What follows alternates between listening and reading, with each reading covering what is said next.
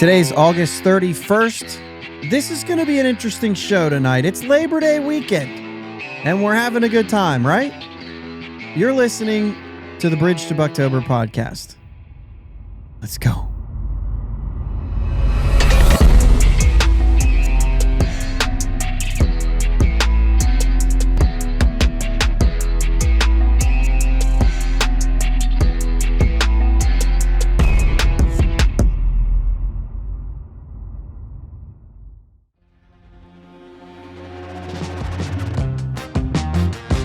Yins, guys. Thank you for listening to the Bridge to Buctober podcast, where we talk all about them Pittsburgh Pirates and that. My name is Josh.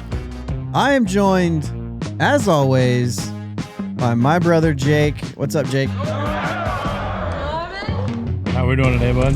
Well, it's one of those days. It's been a crazy one. We are going to talk a lot about what kind of day it is and why we're not live. But the first thing we're going to do is save off the topics card that I didn't save off yet when I just loaded this up and saw that it wasn't there. This is not episode 381 for the video guys. This is episode 386. Hang with me as I keep wasting time here. Oh, there's a sound. And your notifications are on. But look, we're on the right episode. We're good. Yeah. Okay, so no, we are not live on a Sunday night. I plan on doing this as a premiere so that you guys can still have your chat and everything, but we will not be sharing the chat below today. So, but I'll try to be in there doing everything. So let's talk a little bit about that first, and then we'll talk about the Pirates. Today is Wednesday.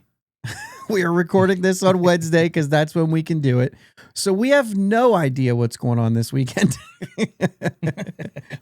We just don't know. Okay. We know that the Pirates are playing the Boston Red Sox or have already played the Boston Red Sox. But we don't know at this point. We do know that they have a 2-1 lead over the Cardinals in that series, but that's it. So bear with us. Well, you shouldn't have to, right? We have some topics we can still talk about that don't have anything directly to do with the games. Why not, Jake? Where are we at right now?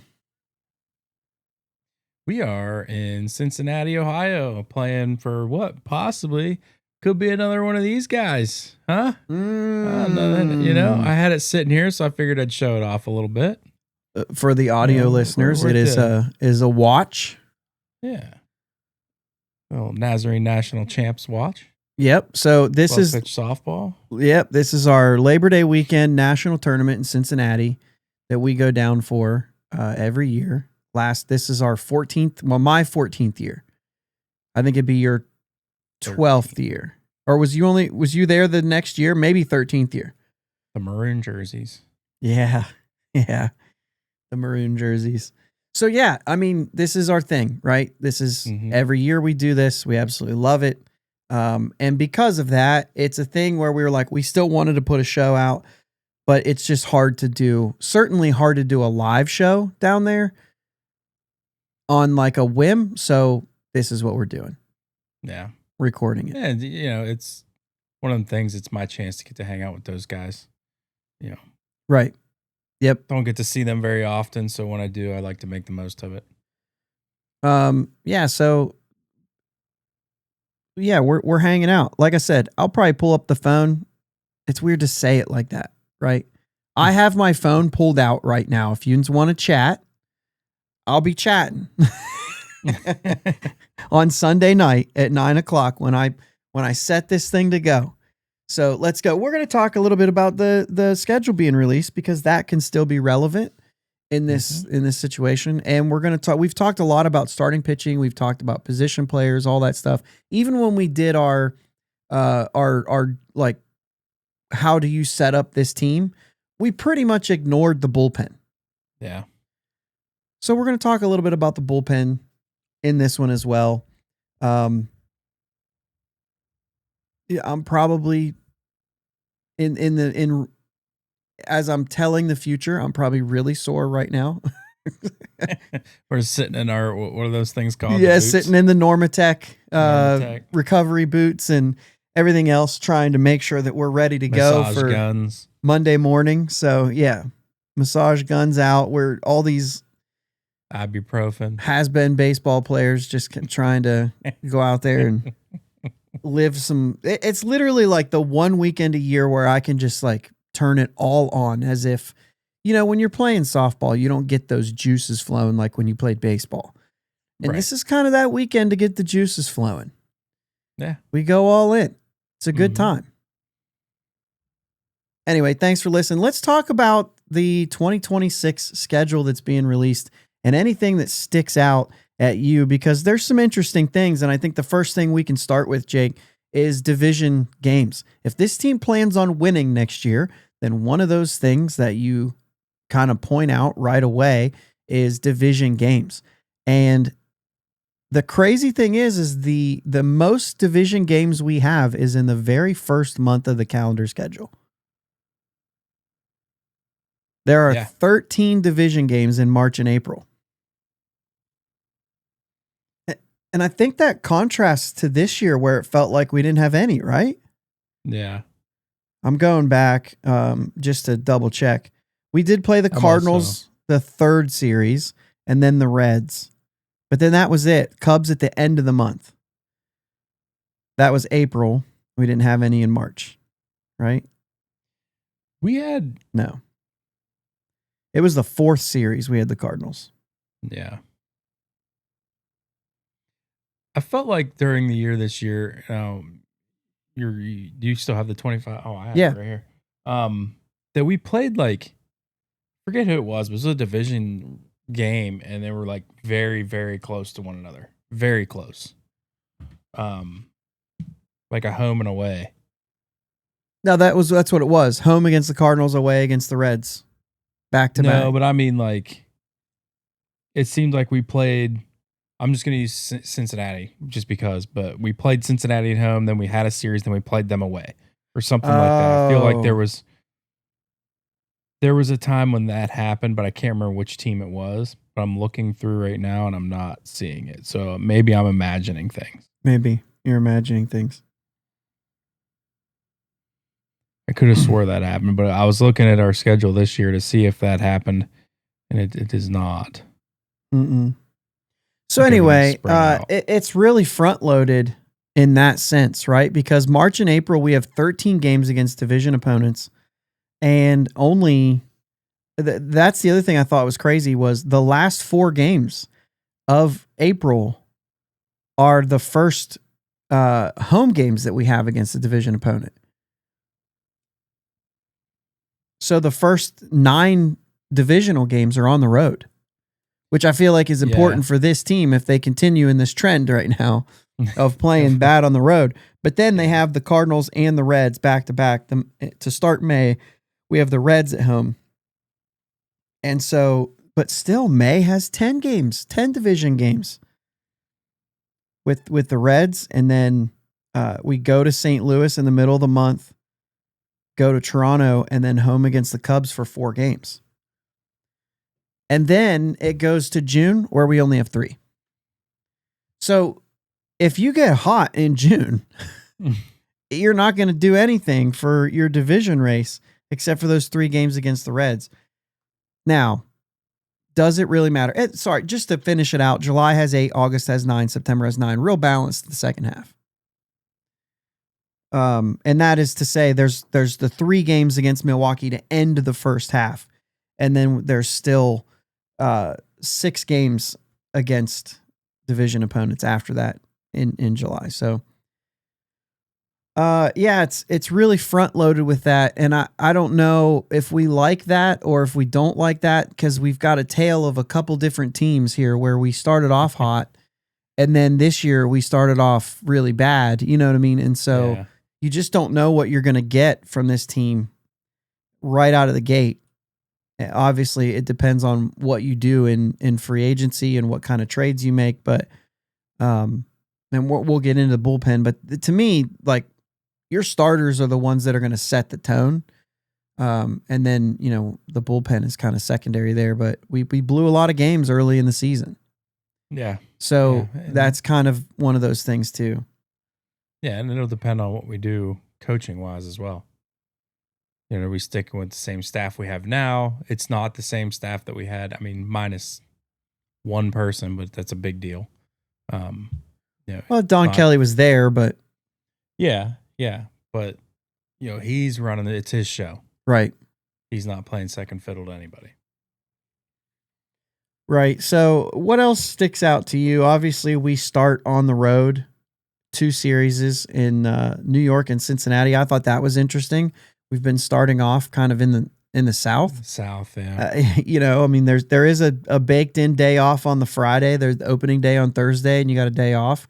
That only gets you so far, and then there's a day off before coming back home, and you're only in Cincinnati. So if there's any kind of weather or anything in Cincinnati, you could have a makeup game right there too. The furthest south we go in the first month is Cincinnati. Texas. But it's indoor. But yeah, well, Texas is indoor. So's Milwaukee, right? But yeah, you're right, because then we're in Pittsburgh for 6 games, and then we go to Chicago. And then we're home for 7 games, and then we go to Texas. Yeah, and then Milwaukee, which is indoors, and then back home. So we got to play in Texas on Thursday, Milwaukee on Friday. That's wild. I'm sure it'll be day and then night. Sure. You know what I mean? So sure. Still, it's a little bit of a tough one. It's a long flight. Yeah, that is. It is kind of crazy though, because there's a lot of games up north. I mean, you think about San Diego on April 6th rolling into Pittsburgh. They like, good luck, buddy. Seriously, I feel like that. Everybody that's coming, like Baltimore's not crazy south, but then neither is Washington. But like Tampa's coming into town. Like, come on, man. Like, we do not go very far south at an outdoor stadium until we go to Atlanta, San Francisco in June. San Francisco in May. Not that far south. Oh, I don't know what I'm thinking. You're right. It's cold there. You're right though, because St. Louis isn't. Yeah, I mean, Houston has retractables, so you could go there, but yeah, but Houston, but still, yeah. Toronto's a dome. Arizona's a dome. Has Arizona ever opened up? Yeah, I think. That is crazy. Yeah. Atlanta, June 5th is the first time that we go generally south. Park. What's that? To an all outdoor park. Like right. That's in the South. There's no chance it's going to be a dome. I feel like this schedule is a little bit broken, Jake. It feels like that. Yeah. I mean, we're in June. It's going to be a cold schedule for them early on, and to have to do it against division opponents in Cincinnati, Chicago, Milwaukee. Well, Milwaukee again, indoors. Tough matchup. I mean, if Baltimore bounces back too, you've got the Mets, who are a playoff team, Cincinnati, who's on the verge. Baltimore, if they bounce back, can be good. Right? This is a bad season, but they're not bad. It's like talking about Atlanta. It's a bad season, but it's not a bad team. And then you got San Diego, Chicago. The first favorable matchup you have is against Washington. Josh, am I reading this schedule right? August is going to be abysmal for us. 9 home games and 18 away? Oh my gosh. And they're all clumped. 6 of the home games are together. Wow. 9 home games in the dog days of August. 18 away games. Guys, we're just looking at the schedule and I'm losing hope in this team.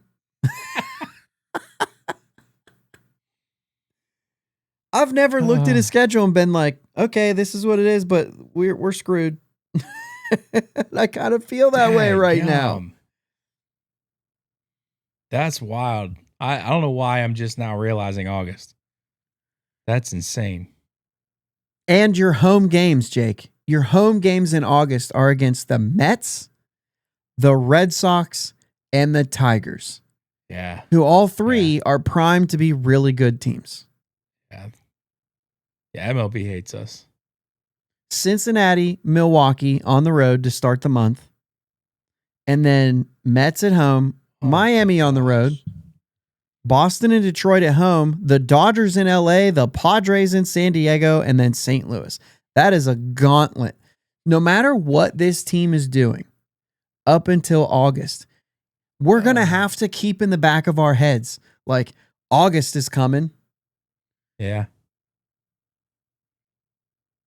What a terrible layout. Dude, the August is going to be the story of this team next year, regardless of what they do and how good they are.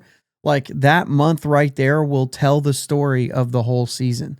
If they're close and they get buried that month, it's going to make sense. If they somehow surge and they're playing well and they get out of August like playing well with a decent spot, if they can be over 500 in that month, they're probably a playoff team. Yeah. Or at least in the hunt. You know what I'm saying? Just because if you're playing, you're going to have to play well in order to come out of that. Yeah. Yeah, that's dangerous. In September, you got a couple finishing the season in Detroit. Yeah. You've got a nice homestand. A nice homestand there before the end. And we're not even live, and we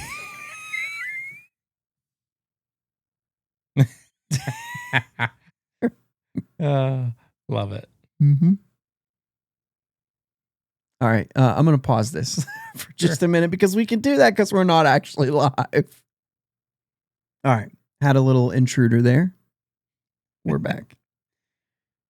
Yeah, I mean, you've got the White Sox in September. I look for those kind of series and see when they are. Like Colorado's in May at home, right? And then Colorado's in June. It's hard to tell some of these teams what they're going to be. We're in New York, Yankees after the All-Star break. Coming out of it, Cleveland, then the Bronx. I don't know. I was just kind of hitting some of these like hot ones. You know what I mean? Yeah. Toronto in May. I'm gonna put you on the spot. Okay. Okay. Yeah. You ready? Mm-hmm. You and me meet up in a city to go to an away game next year. Where you taking? Go. Ooh, an away game. You and me meeting up. Which one are we going to? Mm-hmm. On the spot.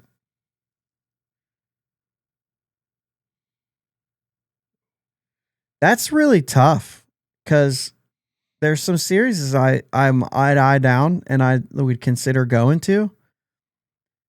But they wouldn't be like that last game in Detroit is intriguing to me. That last weekend. Detroit, I could get there. Yeah, that's not fair though. You get No, that's what I'm saying. That's not fair. Like I'm just driving there. So that's why I'm saying like that one I would eye up, but like that's not necessarily a good one. I can't pick Cleveland, Cincinnati. I got my eye on a series. Okay. Well, go ahead. I'd like to go to Arizona. Ooh. They're there early May. In the middle of the week. 7th. The middle of the week. Ooh. We know a guy that lives out there we can maybe go to the game with too. Okay. I'm interested. That might be a good play. That could be fun. That's a good call. All right. Let's look into it. Yeah. We got some time to figure that out. That's a good one. That was a fun quiz. I'm going to try to do those more often. That's fun. Dynamite drop in money. Okay. That was my trivia for the night. That was your trivia. Just what game are we going to? And it's early season. Yeah. Colorado would be another one I would have looked at. They're there over a weekend in June. Mm-hmm. So if you were able to go to like that June 20th on a Saturday, you know what I mean? Yeah. Maybe hit up Colorado. That would be fun too. And I feel like that would be another one that like we'd both have to go to, right? Yeah. The Chicago one wouldn't be bad either. We could go to the White Sox and Cubs. Are they back? Oh, they are back to back. 10th and 11th. Yeah, Thursday, Friday. That would be a good trip. We should get like a bunch of people to do something like that. Yeah. That'd be cool. Maybe we'll do something and I don't know. Anyway, that's cool. Yeah.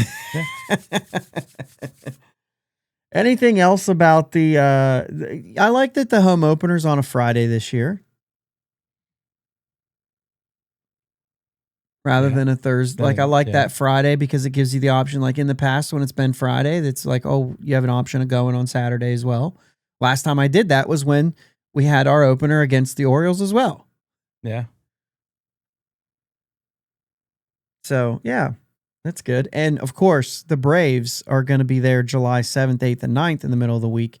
If I could find a way to get that, the Braves never win when I go see the Pirates and Braves. Like, it's always Pirate wins. They always seem to beat the Braves when I'm there. I have a generally pretty good record when I go, oh, yeah, remember Bucko Mike tried to throw that out there last week about my record. I should have pulled it up. That should have been the first thing that I pulled up here tonight to be like, hey, Bucko Mike, let's talk. Because that's not my thing. And I'm not going to do it right now. It takes too long. Is that all you have? Anything else? I feel like I'm hit or miss with that. No, I mean, August is just like you said, that's going to be the story of this team next year is August. No doubt. See what happens. Doesn't matter what we're doing the rest of the year. That August is rough. Whose idea was the corn?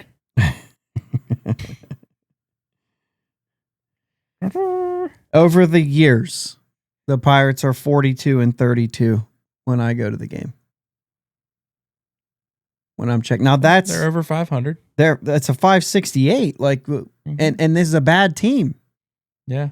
So that's extra good. Now the Reds are 5-13.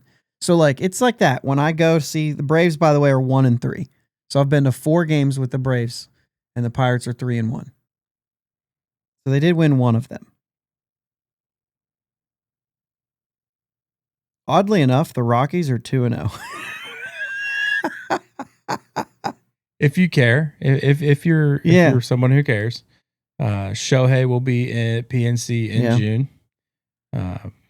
Big Dumper will be there in June. If he's healthy. Shohei, meaning. Mm-hmm. Who else is a big? Scooble might pitch in August.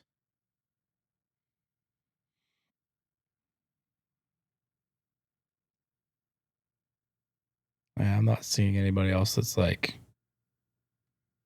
Bryce Harper in May. We go to Boston in August, so Wilyer Abreu can go vengeance on his old team. You know what I mean? You see what I did there? Yeah, I see. Yep, that's good. Yeah, there's some. I mean, obviously, you don't know where Kyle Tucker's going to end up and how soon he's here, and so on. So you never know. All right, let's talk about the bullpen, Jake. Because there's obviously, we talked about starters and everything else, and the bullpen is something that we really just haven't gone through. And I've been kind of noted to say, like many others, you can build a bullpen in the offseason. It's just not that big of a deal. And you never know where the opportunities will be. Obviously, the Pirates have had some guys in recent years that they've picked up that haven't worked out because of injuries. Tim Meza this year, Justin Lawrence this year. Who was the guy too? And others too. I need that clip. Harleen Garcia never pitched for us. Oh yeah. You know what I mean? There's somebody else too that was here last year that we had picked up that I just feel like was on the roster but never pitched or barely pitched because of an injury. The lefty. another lefty even. So this year, obviously, Tim Meza, and like we say, like some of these guys barely, right? But Tim Meza, and Justin Lawrence, and I thought there was one more that was hurt for quite a while. Was Garcia the one that all of a sudden couldn't pick up a baseball? Like he just couldn't pick up a baseball, 100%. Yeah. Okay, so that's the one I'm thinking of. And he was 2023. The thing is Baseball Reference isn't even going to have these guys on here if they didn't pitch at all. So like I can look, but like I might not see anything if he never actually pitched. You know what I mean? Yeah. Marco Gonzalez. He only pitched 7 games, and then he was hurt and gone. Mm-hmm. So that's possibly who I'm thinking of from that 2024 team. Vince Velasquez. You remember Vince Velasquez was good, and then whatever his story was, couldn't pitch because of an injury. Yeah, Harley Garcia not even listed on that 2023 team because he never actually pitched, so he doesn't even make it. It would be nice to see the actual roster for things like that. Yeah. So yeah, I mean this has been a thing. You never know what you're gonna get in free agency. Yeah, and you can say this year, like with Lawrence, like he pitched a little bit and that was it. Right. And Tim Meza. And Meza. Yeah, we got from Lawrence, we got 11 games, 11 and a third innings. From Meza, 9 and a third in 7 games. And you're talking about a .79 ERA from Lawrence and a 2.89 from Meza too. So like it's not like these guys stunk. Right. I don't know what they would have been, right? But it's just the idea that like, okay, this is what we have, and they've been a little bit unfortunate in the bullpen area for this sort of thing. And so it'll be interesting. Let's talk about the internal options right now. Guys that will carry over into next year and probably have it. I know you've made a list. Why don't you read some of those off, and then I'll. So we got Nicholas, we got Matson, Santana, Moretta, Holderman's here right now, Ramirez. We got Schugert. So Johan Ramirez will be a free agent. No, wait. Yeah. Most likely, yeah. Most likely. But they could bring him back, but they'll have to bring him back. Which I think they will. You could say Majinski. I think that when we start looking at the options, he's a guy that if he's not in the rotation, he still stays in the majors. I don't think he's a guy 100%. They'll send down. I think of guys like Thomas Harrington, Hunter Barco, Bubba Chandler, even if they're struggling in spring training, they'll go down and keep starting. Yeah. Maybe even Mike Burrows if he doesn't crack with the team. Oviedo even I could see. But Ashcraft and Majinski, I think if they're not going to crack the roster or the rotation because of other guys outperforming them, those are guys that I think they would slide to the bullpen. Yeah, Ashcraft's in the rotation. Well, I think so too, but obviously they got to play the games. If he comes out and there's something, you know what I mean, that I could see that being a place that he would start. So talking about some of the other guys that aren't there right now, Evan Sisk would be coming back. I think there's a good chance they retain him. He's a lefty and we don't have a lot. So I think that's a good possibility. Chase Sugar, I think will be retained and he'll be around. He's earned that, right? He's been pretty good. Cam Sanders, I don't know why you wouldn't just keep him there. Jack Little's on the roster. I think when you start talking about bringing in guys, like some of these guys are going to have to go. Jack Little and Michael Darrell Hicks seems to be 2 guys. They'll be 28 next year. Those guys feel like guys that are losing their spot for somebody else coming in. You know what I mean? Yeah. They're going to have to pick up some lefties, and I think that's where you start to see that that dropping out.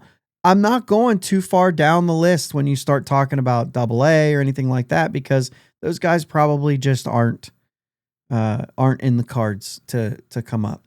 Non 40-man guys, I don't even really see. Eddie Yean, possibly.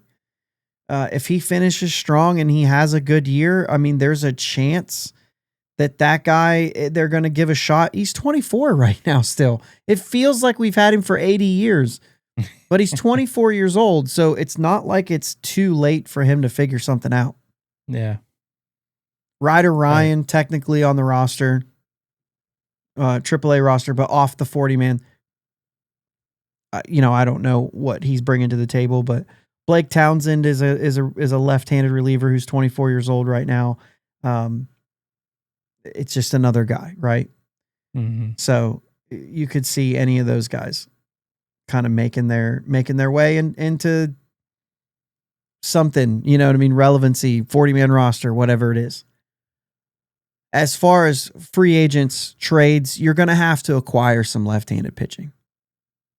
Yeah. One way or another, you got to. Do you think that righties, like, do you still look for those opportunities? I mean, you need depth, you need arms. Yeah, I mean, if you could replace Holderman, right?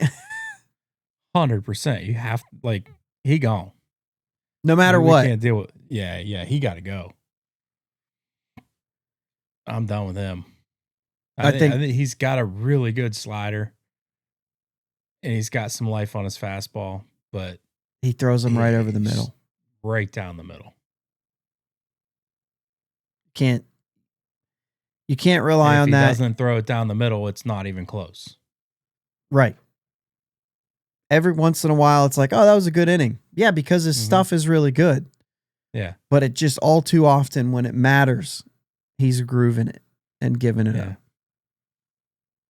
Can't have it going into next inning or next year. Now, he does have options, and so you could say they'll keep him around his depth. But I think once you start bringing in new guys, like you said, people are going to be moved, and he's probably one of them. Like, if you had a choice between Sugar and Holderman, you're going Holderman or Sugar every time. Yeah. So I don't know why you would even entertain anything else. Yeah. As far as left-handed relievers, the list is not huge on the free agent market. These guys are attainable. They're guys that the Pirates can. I mean, like we've just listed off guys that are left-handed relievers that they've been able to sign. As a matter of fact, they've signed so many of them that when you look down through the left-handed relievers list, you're going to notice a lot of familiar names. Over the years, I mean, I can see Jalen Beeks, Ryan Baracki, Hennessy's Cabrera, Aroldis Chapman, Caleb Ferguson, Tim Meza,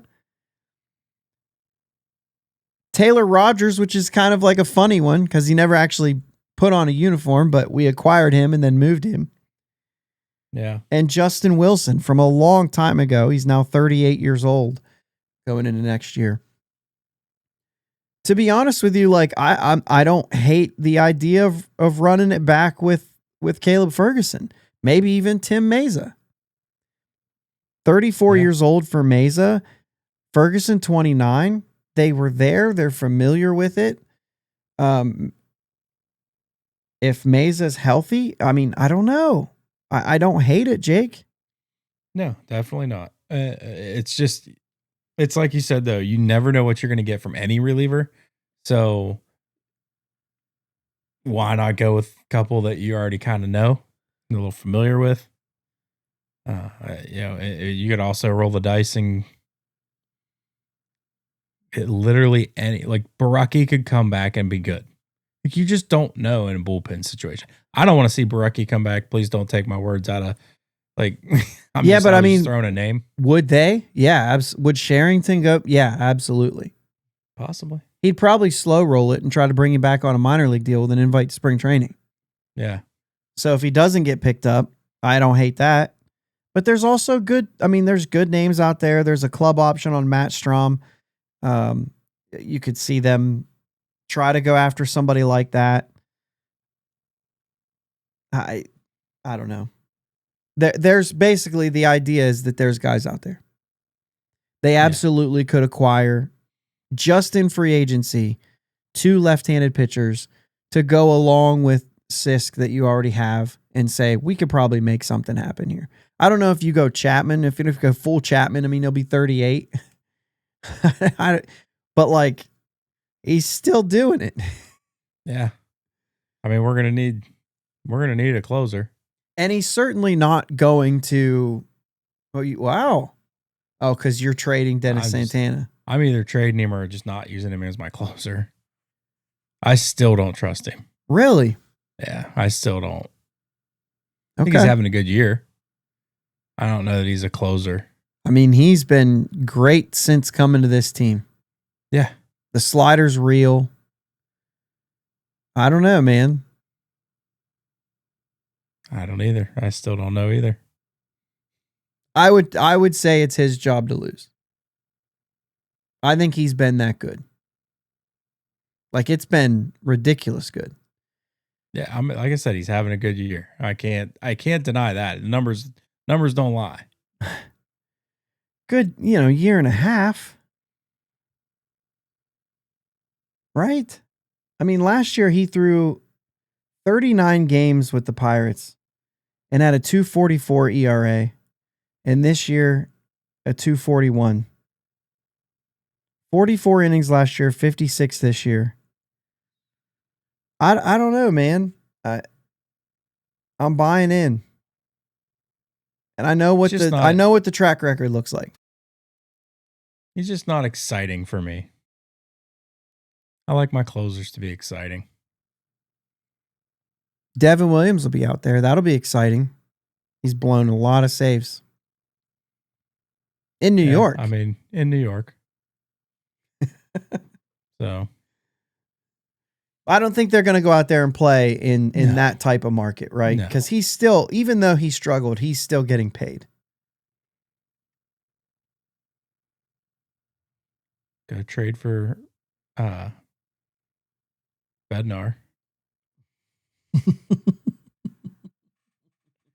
That dude's legit. Yeah. David Bednar for the Yankees closer. He is legit, right? We could get 38-year-old Kenley Jansen. I'd take him in a heartbeat. 40-year-old Adam Ottavino to wear number 0.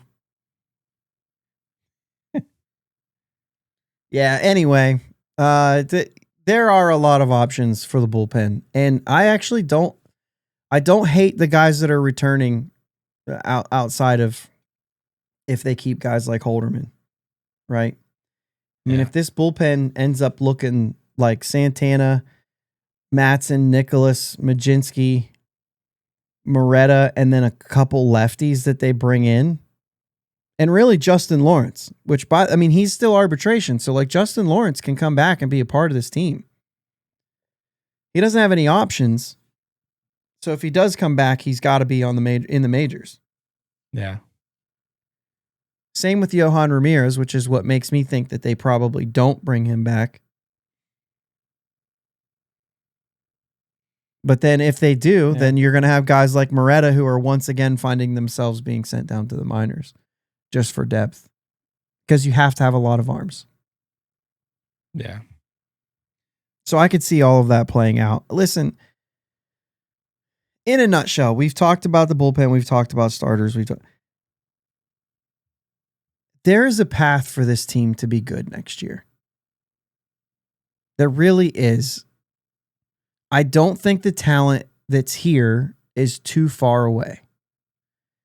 I think that we're going to start seeing some of that as we talked about all year. We should start seeing it by year's end, what the things that we like and the things that we're seeing. And we're starting to, Reynolds has a track record. I talked about it on one of the weekly shows this past week when I was talking about the doubles. Like when you look back at extra base hits for this dude, like he's the model of consistency when it comes to those types of things. Sure, it doesn't look pretty all year, every year. Right. And this has definitely been one of his worst seasons. But like, I think you can trust the track record of Brian Reynolds and just assume that he'll be back. Yeah. And if he's not, next year, then I say, all right, now let's talk about this, because if you go back-to-back years, then you start to get concerned. I still think Cruz has a lot to figure out, but I think he will. And I think in spurts, you're still going to get an electric player. Mm-hmm. Henry Davis has a lot to improve, and I'm unsure whether he will or not, but the ceiling is there for him. Yeah. I'm not as confident that he's definitely going to figure it out as I am with Cruz. I think the tools there are for Cruz because we've already seen it happen at this level. We've already seen good stretches of him. And so that makes me think that there's a better chance of doing that. We just haven't seen it from Davis yet. Now, he's got one full season of plate appearances. It's stretched out over 3 years, but it's really just he's played 1 year. Yeah. So there's time. There's time for Davis to figure it out. Nick Gonzalez is on his way. He continues to get better every year. Spencer Horwitz is showing us when he's healthy that he's a hitter. Mm-hmm. So I think that there's a lot to like here. Yeah. And I think you fill a couple holes next year. The path is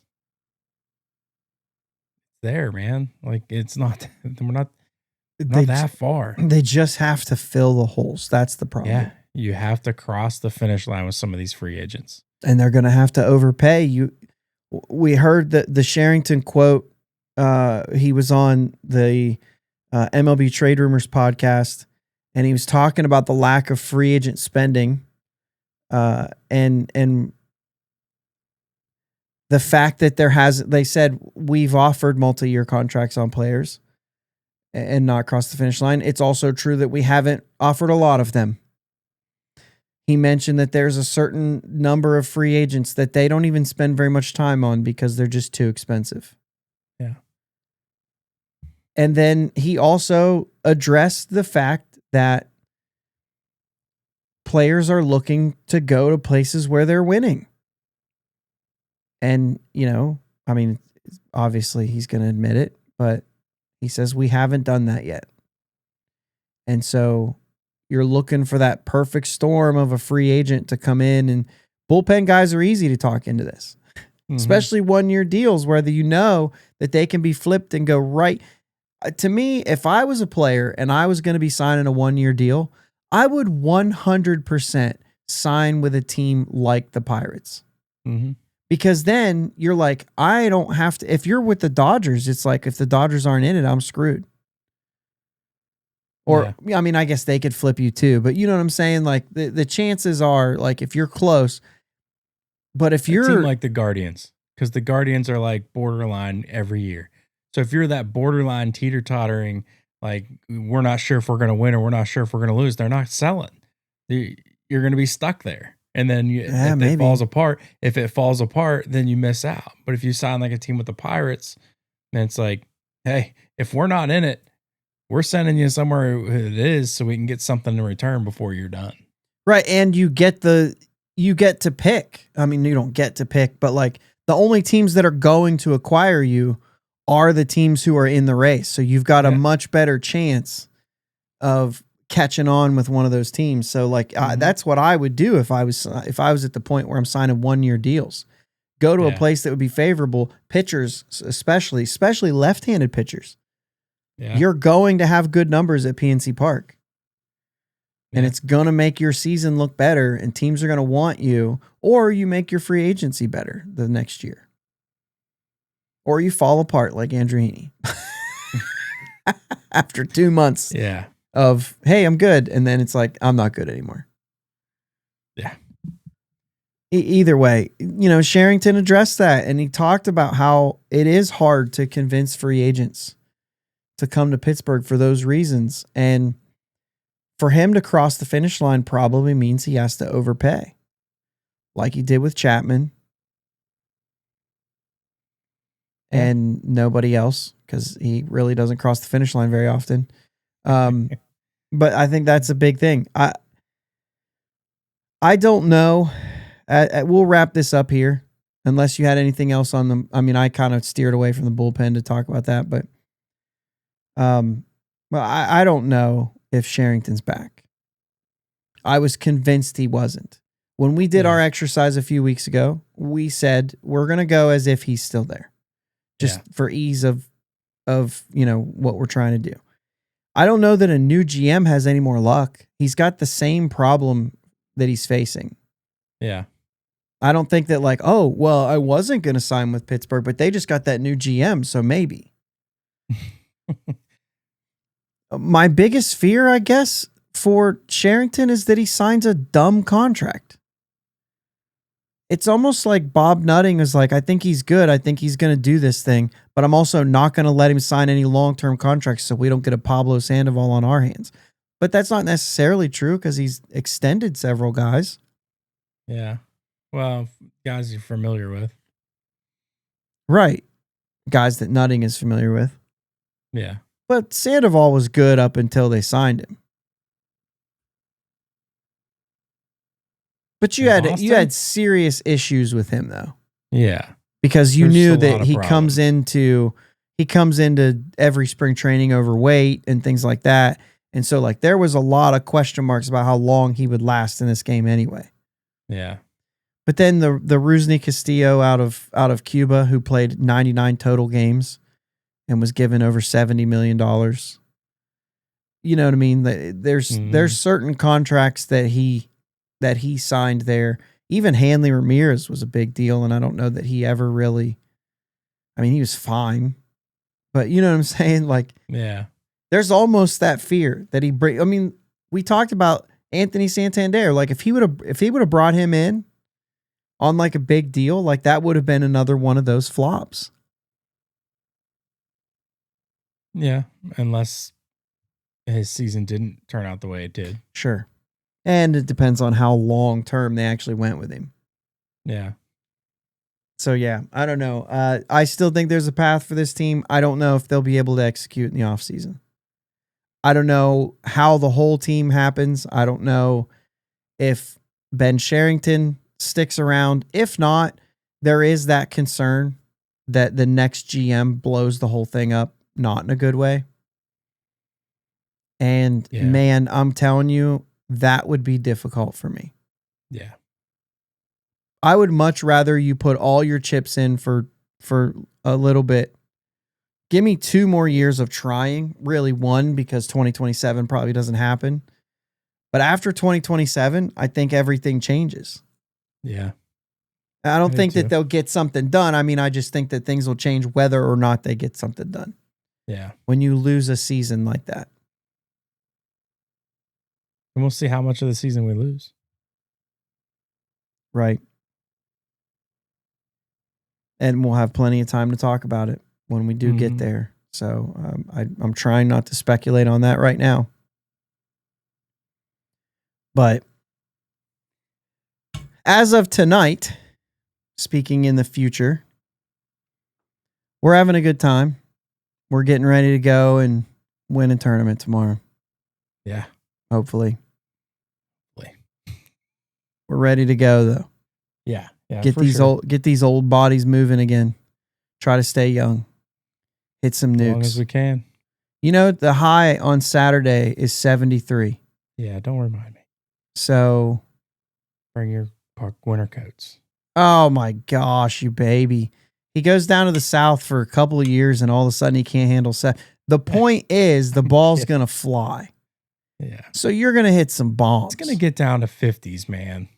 Not when we're playing. No, but definitely having a hoodie with me. Yeah. Oh yeah. I always do. But wake up in the morning, take the balls out of the fridge. Wait, what? No, I'm kidding. I'm kidding. Anyway, yeah, it's going to be fun. It is a fun. We're having all kinds of fun. I'm speaking that into existence since it's only Wednesday when we're doing this.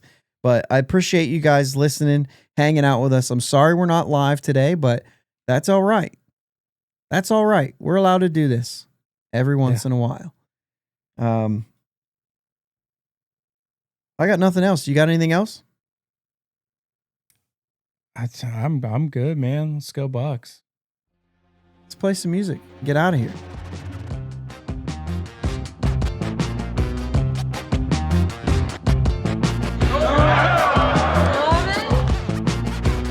Let's go, Bucs. Let's go, Bucs. Thanks for listening to my dad and Uncle Jake on the Bridge to Buctober podcast. Follow them on Twitter, Facebook, and Instagram at Bridge2Buctober. Don't forget to subscribe so you know when new episodes are released. Clear the deck, cannonball coming, and let's go Bucs.